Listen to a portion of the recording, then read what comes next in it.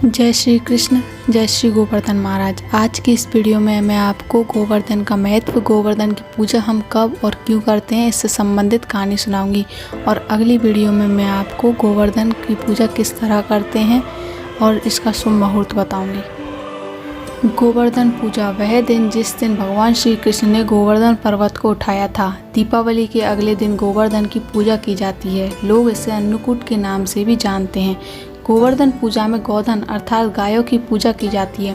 शास्त्रों में बताया गया है कि गाय उसी प्रकार पवित्र होती है जैसे नदियों में गंगा। गाय को देवी लक्ष्मी का स्वरूप भी कहा गया है। देवी लक्ष्मी जिस प्रकार सुख समृद्धि प्रदान करती है, उसी प्रकार गौ माता भी अपने दूध से स्वास्थ्य रूपी धन प्रदान करती है। इनका बछड़ा खेतों में अनाज उगाता है।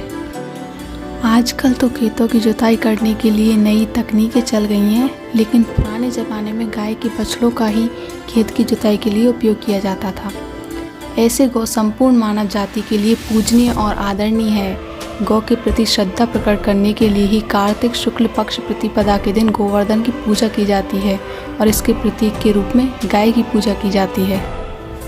जब कृष्ण ने ब्रजवासियों को मूसलाधार वर्षा से बचाने के लिए 7 दिन तक गोवर्धन पर्वत को अपनी सबसे छोटी उंगली पर उठाकर रखा ताकि गोपिकाएं उसकी छाया में सुखपूर्वक रहे। 7वें दिन भगवान ने गोवर्धन को नीचे रखा और प्रतिवर्ष गोवर्धन पूजा करके अन्नकूट उत्सव मनाने की आज्ञा दी। तभी से यह उत्सव अन्नकूट के नाम से मनाया जाने लगा। कबीर दास जी साहब अपनी वाणी में कहते हैं, कबीर गोवर्धन श्री कृष्ण उठाया द्रोणगिरि हनुमंत, शेष नाग सब सृष्टि उठाई इनमें को भगवंत। कबीर दास जी कहते हैं, श्री कृष्ण ने गोवर्धन पर्वत को उठाया, द्रोणगिरि को हनुमान जी ने उठाया और शेष नाग ने समस्त सृष्टि उठाई हुई है, तो इनमें से भगवान कौन है। गोवर्धन पूजा की पौराणिक कथा के अनुसार द्वापर युग में एक बार देवराज इंद्र को अपने ऊपर अभिमान हो गया। इंद्र का अभिमान चूर करने के लिए भगवान श्री कृष्ण ने एक अद्भुत लीला रची। श्री कृष्ण ने देखा कि एक दिन सभी ब्रजवासी उत्तम पकवान बना रहे थे और किसी पूजा की तैयारी में व्यस्त थे। इसे देखते हुए कृष्ण जी ने माता यशोदा से बड़े ही भोलेपन से पूछा, मैया यह किस बात की तैयारी हो रही है।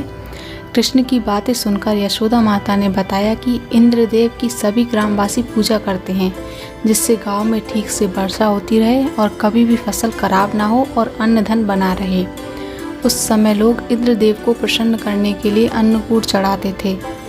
यशोदा मैया ने कृष्ण जी को यह भी बताया कि इंद्रदेव की कृपा से ही अन्न धन की पैदावार होती है और उनसे गायों को चारा मिलता है।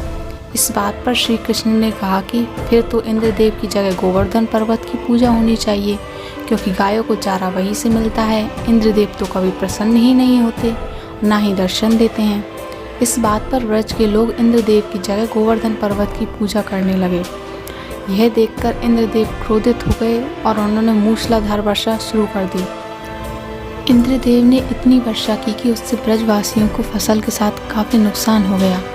ब्रजवासियों को परेशानी में देखकर श्री कृष्ण ने अपनी कनिष्ठ उंगली पर अर्थात सबसे छोटी उंगली पर पूरा गोवर्धन पर्वत उठा लिया और सभी ब्रजवासियों को अपने गाय और बछड़े समेत पर्वत के नीचे शरण लेने के लिए कहा। इस बात पर इंद्र कृष्ण की यह लीला देखकर और क्रोधित हो गए और उन्होंने वर्षा की गति को और ज़्यादा तीव्र कर दिया। तब श्री कृष्ण ने सुदर्शन चक्र से कहा कि आप पर्वत के ऊपर विराजमान होकर वर्षा की गति को नियंत्रित करें, और शेष नाग से कहा कि आप मेढ़ बनाकर पानी को पर्वत की ओर आने से रोकें। इंद्र लगातार 7 दिन तक वर्षा करते रहे। तब वे ब्रह्मा जी के पास गए और ब्रह्मा जी ने इंद्र से कहा कि श्री कृष्ण भगवान विष्णु के अवतार और उन्हें कृष्ण जी की पूजा की सलाह दी। ब्रह्मा जी की बात सुनकर इंद्र ने श्री कृष्ण से क्षमा मांगी और उनकी पूजा करके अन्नकूट का 56 तरह का भोग लगाया। तभी से गोवर्धन पर्वत की पूजा की जाने लगी और श्री कृष्ण को प्रसाद के रूप में 56 भोग चढ़ाए जाने लगे। मैं अगली वीडियो में आपको गोवर्धन पूजा की विधि और गोवर्धन पूजा का शुभ मुहूर्त बताऊंगी, तो वह वीडियो देखना नहीं भूलें। यदि आप इस चैनल पर नए हैं तो चैनल को जरूर से सब्सक्राइब कर लें और बेल आइकन को भी प्रेस कर दें। यदि वीडियो पसंद आई हो तो वीडियो को लाइक करें, फ्रेंड्स के साथ शेयर करें। Thanks for watching.